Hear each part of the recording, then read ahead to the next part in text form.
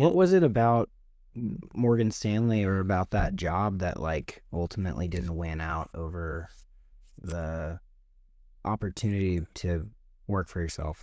You know, that's a good question, and I'll tell you, I've never really admitted this, but I think fear more than anything, and I'll tell you why.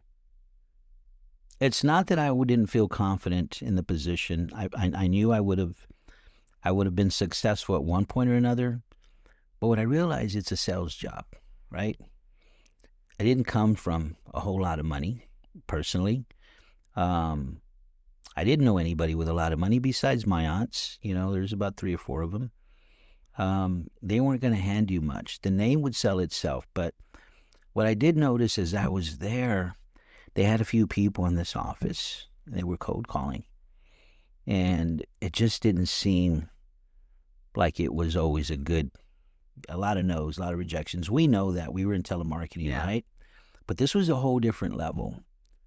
I weighed out, where would I feel more comfortable? Controlling my own destiny as an entrepreneur, selling scrubs, maybe getting into retail, brick and mortar, my own comfort level.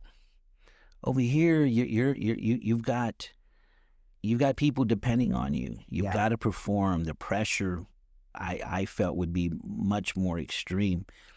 So, Is there also a little bit of imposter syndrome? Like you mentioned not growing up around money mhm, and you're literally selling money products. Like yeah.